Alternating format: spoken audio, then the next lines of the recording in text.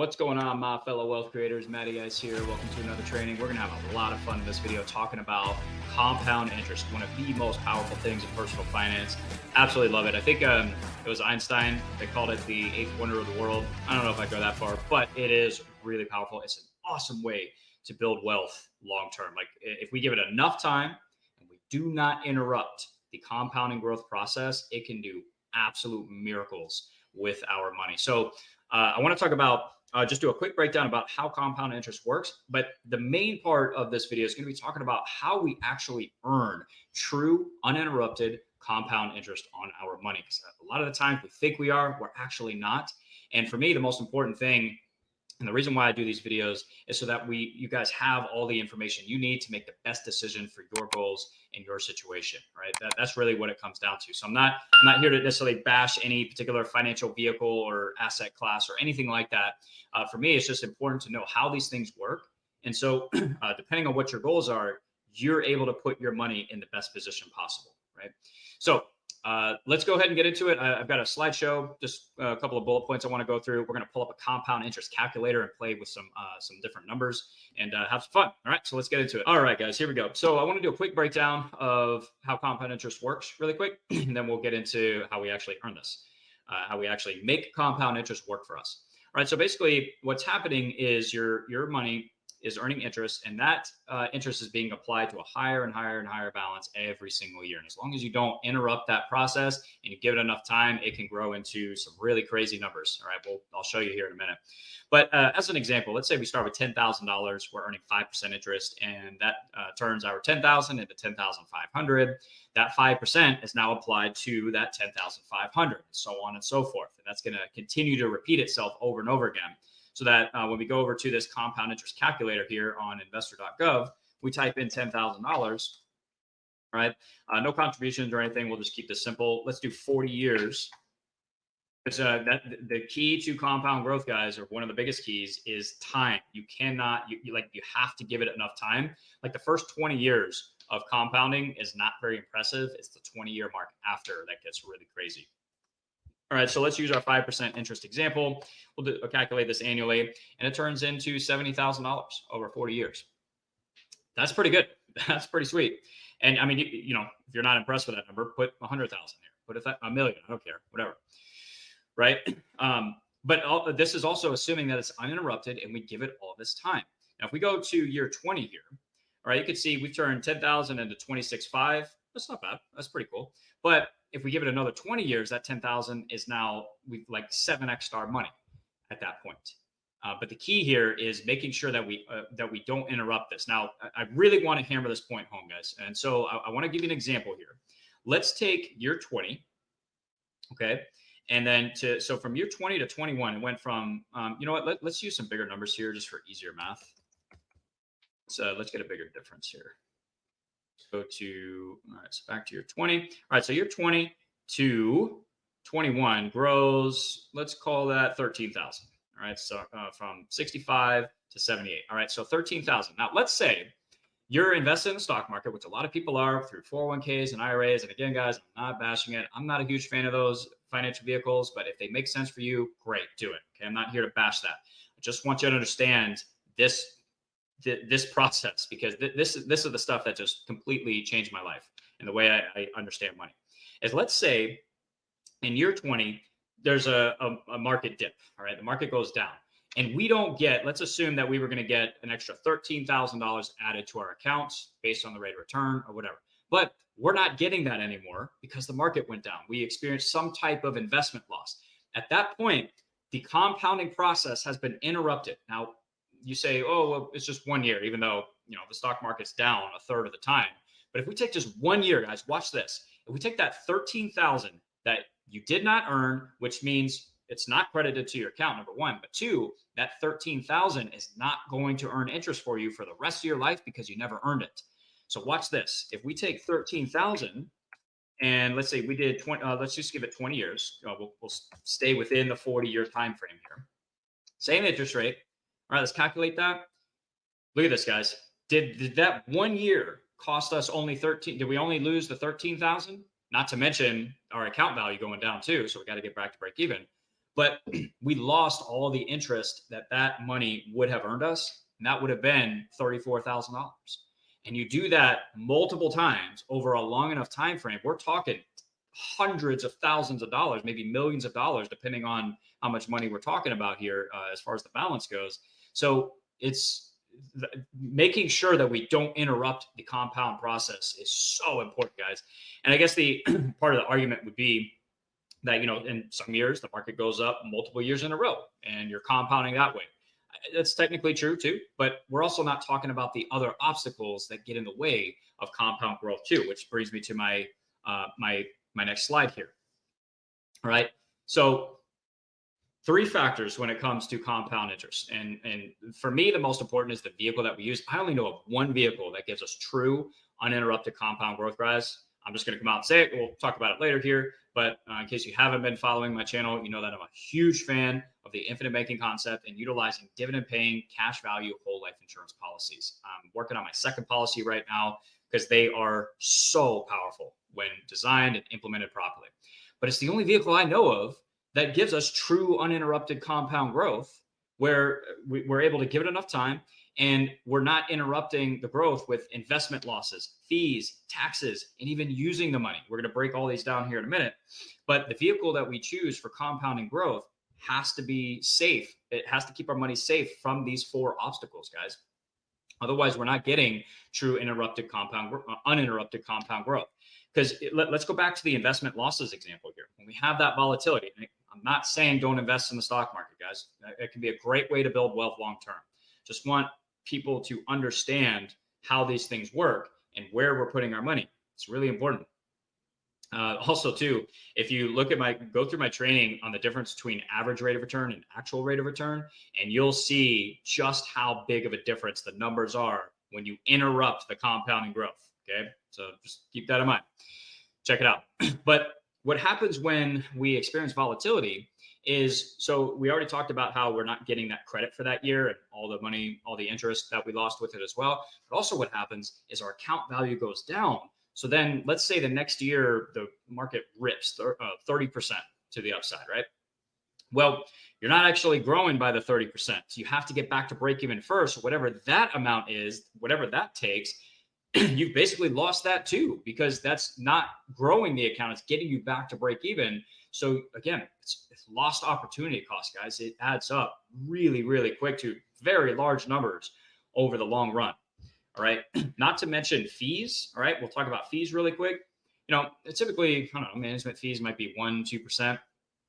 And that might not seem like a lot, but one of the problems is that fees grow with your account. They compound against you. So you might, if you start with 100,000 and you're paying 1% or 2%, but now your account is 1 million and you're still paying 1 to 2%.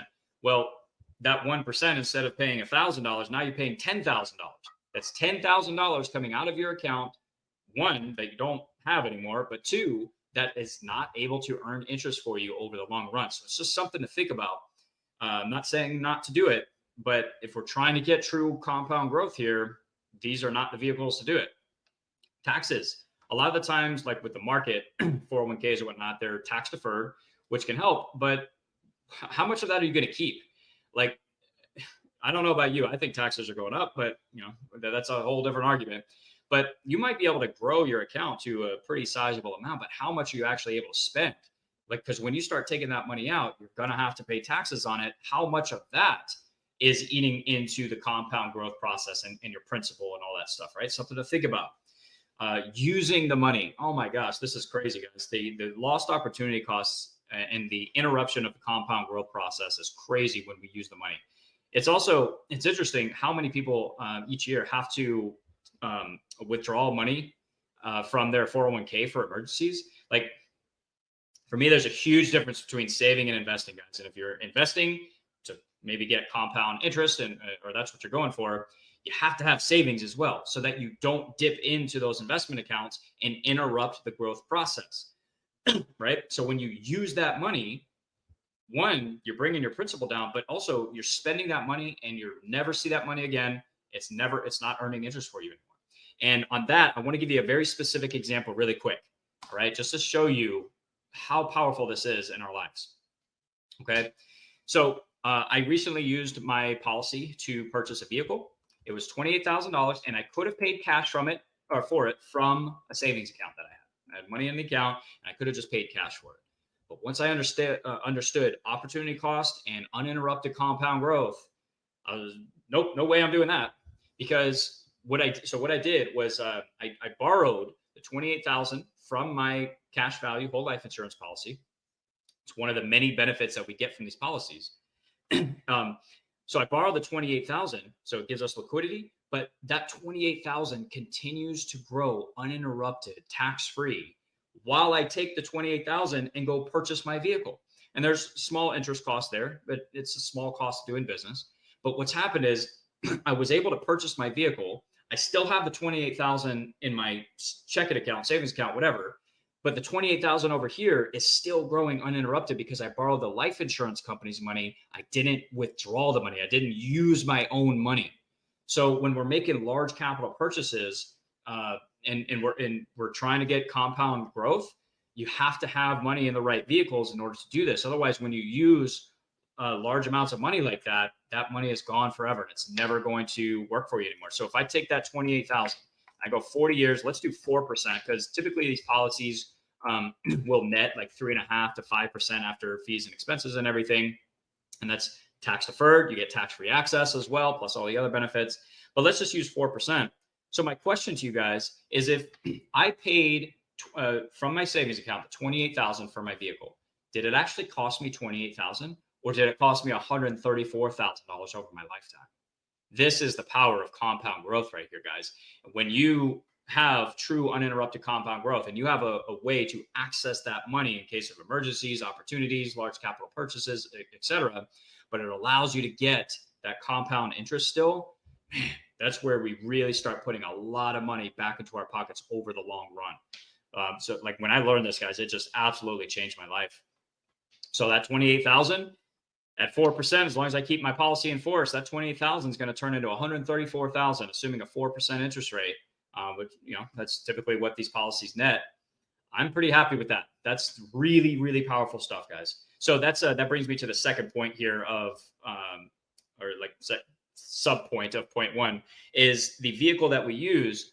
It has to provide collateralized access to our funds so that we don't have to we don't have to withdraw and use our own money. That's basically what I mean here is collateralized. Basically, it's policy loan, some type of loan where we use the company's money instead of our own, so that our money is continuing to get the compound growth. Hopefully that makes sense. And that's what whole life insurance policies allow us to do. Okay. Also, some things to consider is the amount of principal and interest rate too. Obviously, the more money you can put in, the bigger the number is going to be that it turns into. Obviously, you don't want to stress yourself out when you're doing this stuff. You got to have savings first. You want to have that liquidity, etc. But again, that's another benefit of these policies is we have access to our money in case of an emergency or an opportunity. I'll talk about that in a second. Also, the interest rate. With savings accounts, we don't have the volatility of the markets, but what's your savings account paying? 1%, 2%? Maybe it's a little bit higher right now, but for a long time, savings accounts don't pay squat. They don't pay really anything. Plus, you have to pay taxes on it every single year. But then on the flip side, to try and get a higher interest rate, investing in the market and stuff, now there's pros and cons to everything. Now you have volatility, you have fees and all that stuff. So for me, these policies make sense because we're earning a good rate of return. We still have, it's tax-free as well. We still have access to the money to, take advantage of opportunities and all that good stuff, right? So think about, your savings accounts and CDs, taxes every year. Once you use the money, it's gone. Kind of already talked about that. Volatility, fees, taxes with the stock market. Again, not saying not to do it. And I have CDs as well. I'm going to be, slowly putting money into the market as well. But I have a large portion of my safe money that I want to get the compound growth plus all these other benefits in my life insurance policies.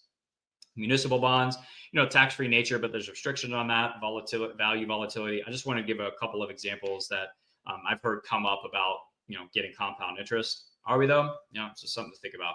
So the vehicle that allows us to get true uninterrupted compound growth, like I said, is that dividend paying whole life insurance. We don't have to worry about volatility because our policies literally have nothing to do with the stock market. We get guaranteed growth, way better than savings accounts. that net 3.5, 4, 5% tax-free. Everything is going to get uninterrupted compound growth, right? We have the potential for dividends. The companies we work with have paid a dividend every single year since inception, over 100 years. One of them has paid a dividend for 146 years, guys. It's pretty insane. So very, very safe, stable companies.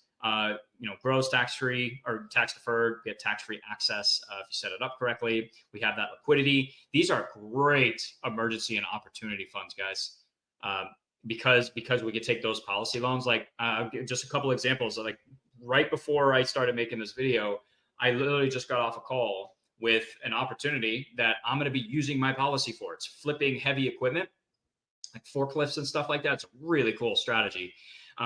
Basically, they buy and sell these heavy pieces of equipment. They fix it up, they sell it, you split the profits, etc. I'm basically acting like the bank where I borrow against my policy. I invested in this opportunity over here. Okay. I'm making money twice because my money is still growing, getting the uninterrupted compound growth over here in my policy. And then I have the opportunity over here. Once we flip that, that'll be a certain percentage. And then, I deduct, the interest expense to do that policy loan. Now I've made money twice, and I did not interrupt the compound growth process over here by having to use that money and take it and put it into a different opportunity. It's still getting that uninterrupted compound growth, guys. And then an emergency, I would consider this an emergency. This is another thing I was able to borrow against my policy for. I just consolidated all of my mom's credit card debt. I found out the other day how much she has. She has 13 different cards, and she's trying to pay $100 each month to pay each one down. Not going to get into it too much. Doing a completely separate video on that. But I was able to consolidate all of her credit card debts, so she's no longer paying 20, 25% interest. It puts like $500 per month back into her pocket because we're doing a consolidation loan from the policy, and the policy loan rate is only 5.5%. And every payment she makes is putting money back into our family bank. That's what I call it. Right. So great opportunity in emergency funds, guys. You can implement infinite banking. I talk about that plenty on my channel. Lots of living benefits, death benefits, etc. But anyways, so let me go back to full screen. So we'll go ahead and wrap up with that, guys. I hope that gave you a really good understanding of compound interest and how to actually get it, how to actually earn it in your life. Because like I said, there's nothing necessarily wrong with these other financial vehicles, and you absolutely want to explore them. And depending on your goals and what you're looking to accomplish, they might be better for you than a whole life insurance policy. But for me, I don't know, these policies, I think they provide such a strong financial foundation. We get so many benefits from them, including that true uninterrupted compound growth while we have liquidity and access to the money to do other investments and take advantage of other opportunities to build and grow our wealth. So I don't know. I've never seen anything like it. I think it's the most powerful financial strategy in the world, banking, and then one of the most powerful financial vehicles in the world, whole life insurance. So I love it. It's a complete no-brainer to me. If you guys want to learn more, I'll have additional training in the description. I have an entire Infinite Banking University, Masterclass, all that stuff. So make sure you check that out. Lots of good stuff in the description, right? But I would love to hear your feedback. Any questions that you have as well, drop them down in the comments. I would love to hear it. Either way, I wish you guys the best as always. I hope you are crushing it, and I will talk to you in the next one. To your success, Matty Ice is out.